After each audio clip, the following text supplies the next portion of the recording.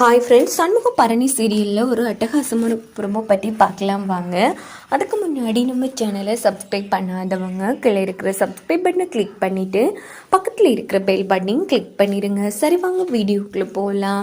இந்த ப்ரோமோ எப்படி ஸ்டார்ட் ஆகுதுன்னா, நம்ம பரணியும் முத்துப்பாண்டியும் வந்து வெங்கடேஷ் வீட்டில் தான் இருக்காங்க. வெங்கடேஸ்வரை அவங்க அப்பாவை போட்டு அடின்னு அடித்து வச்சுருக்காங்க. ஸோ பரணி காலையெல்லாம் விழுறாங்க. இங்கே பாருங்கள் சிஸ்டர், நான் அந்த ரத்னா மேலே உயிரே வச்சுருக்கேன். அவள் இல்லாத வாழ்க்கையை என்னால் நினச்சி கூட பார்க்க முடியாது சிஸ்டர். எப்படியாச்சும் என் கூட அந்த ரத்னாவை சேர்த்து வச்சிருங்க அப்படின்னு முத்துப்பாண்டிக்கிட்டையும் பரணிக்கிட்டையும் வந்து கெஞ்சிட்டு இருக்காங்க. இங்கே பாருங்க, நீங்கள் இவ்வளோ தூரம் வந்து கெஞ்சிட்டு இருக்கீங்க, அதனால கண்டிப்பாக நான் உங்களை நம்புகிறேன். ஆனால் இந்த வாட்டி நீங்கள் எக்காரணத்தை கொண்டு ரத்னா வந்து கைவிடக்கூடா. இனியாச்சு அவ கூட உண்மையா சேர்ந்து வாழ்ற வழியை பாருங்க அப்படின்னதும், இங்க பாருங்க சிஸ்டர், நான் அவ கூட வாழ்றத பார்த்து இந்த ஊரே பொறாமப்படும்.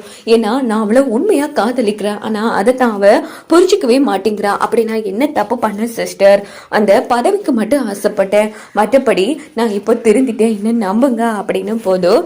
இந்த பக்கம் நம்ம முத்துப்பாண்டி சரியில்லை, அதான் அவன் இவ்வளவு தூரம் கெஞ்சுறான்ல, அவனுக்கு ஒரு வாய்ப்பை நாம கொடுத்து பார்க்கலாம் அப்படின்னதும், சரிடா இதை பத்தி நான் சண்முகம் கிட்டே பேசுறேன் அப்படின்னுட்டு உடனே பரணி என்ன பண்றாங்கன்னா, இங்க பாரு, நீ கவலைப்படாத, நான் பாத்துக்கிறேன், இப்பவே போய் நான் சண்முகம் கிட்டே பேசிட்டு உனக்கு விஷயத்த சொல்றேன் அப்படின்னுட்டு பரணியும் முத்துப்பாண்டியும் அங்கிருந்து கிளம்பிடுறாங்க.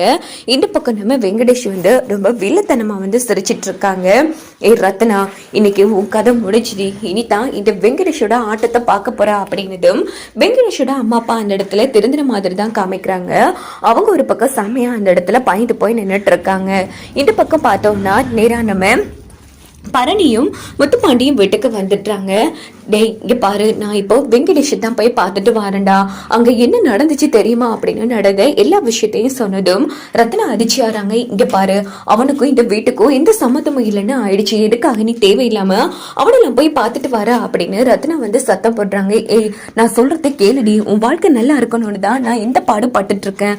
அது ஏன் ரத்னா உனக்கு புரியவே மாட்டேங்குது? இந்த வாட்டியாச்சும் நான் சொல்றத கொஞ்சம் பொறுமையா காது கொடுத்து கேளு அப்படின்னு பரணி வந்து சத்தம் போடுறாங்க.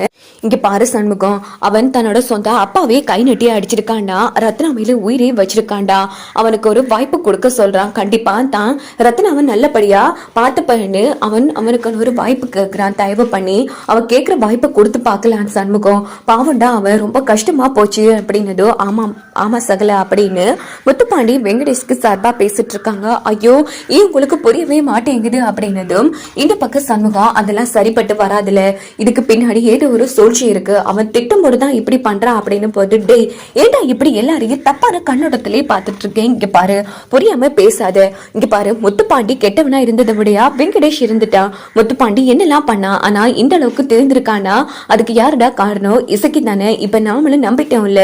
ஆனா வெங்கடேஷ் அப்படி என்னடா தப்பு பண்ணா? என்ன ரத்னாவோட பதவியை கேட்டான், மற்றபடி எதுவும் நடக்கல. அதை முதல்ல புரிச்சுக்க சண்முகம். ஆவோனா நீ சொல்லுதான் சரின்னு பேசிட்டு இருக்காது, இப்போ எனக்கான வாய்ப்பு கொடு. இங்க பாரு, சூடாமணி அத்தை இந்த வீட்டுல இருந்தா என்ன பண்ணுவாங்களோ அதைத்தான் நான் பண்ண போறேன். தயவு பண்ணி நீ இந்த விஷயத்துல தலையிடாம கொஞ்சம் ஒதுங்கி இருக்கியா? பொண்ணுங்க வாழ்க்கை பொம்பளைகளுக்கு தான் தெரியும் அப்படின்னு பாருங்க சண்முகத்தை வெளுத்து எடுக்கிறாங்க. உடனே சண்முகம் வந்து அமைதியாயிடுறாங்க. இங்க பாருல, மறுபடியும் சொல்றேன், நீ தப்பான வழியில போயிட்டு இருக்க. இதுக்கப்புறமா என் தங்கச்சி வாழ்க்கையிலயோ இல்ல வேற ஏதோ தப்பா நடந்துச்சு, அதுக்கப்புறமா நான் மனுஷனாவே நடந்துக்க மாட்டா அப்படின்னுட்டு சண்முகம் வந்து நின்றுட்டு இருக்காங்க. அப்படி எதுவுமே நடக்காது, அதுக்கு நான் பொறுப்பு. இங்க பாரு பரணி, தேவையில்லாம என் விஷயத்துல தலையிடாத. ஆமா, என்ன நீ நிம்மதியாவே இருக்க விட மாட்டியா? நான் நல்லா இருக்கிறது உனக்கு பிடிக்கலையா அப்படின்னு ரத்னா கேக்குறாங்க. ஐயோ, நீ நல்லா வாழணுங்கிறதுக்காக தாண்டி நான் இவ்வளவு போராடிட்டு இருக்கேன். சூடாமணி அத்தை இந்த வீட்டுல இருந்தா என்ன பண்ணுவாங்களோ அதைத்தான் நான் பண்ண போறேன். அதனால அந்த வெங்கடேஷ் இந்த வீட்டுக்கு வரதுக்குரிய வாய்ப்பை ஒருக்கா நீங்க கொடுத்து பாருங்க, அதுக்கப்புறமா நீங்களா ஒரு முடிவு எடுத்துக்கோங்க அப்படின்னதோ, ஐயோ ஏன் யாருக்கு புரியவே மாட்டேங்குது அப்படின்னு ரத்னா சொல்றாங்க. அப்போ நம்ம முத்துப்பாண்டி வந்து, ஏல நீ அவனை காதலிச்சுதானே கல்யாணம் பண்ண? ஐயோ ஆத்தா, அவனோட சுயரூபம் தெரியாம பண்ணிட்டேன். ஆனா அவன் கூட வாழ்ந்து போதான் தெரிஞ்சிச்சு அவன் எப்படிப்பட்டவன்னு, என்னால வாழ முடியாது அப்படின்னு நம்ம ரத்னா வந்து அழுதுட்டு இருக்காங்க. இதோட பார்த்தோம்னா இந்த ப்ரோமோ வந்து முடிச்சிருது.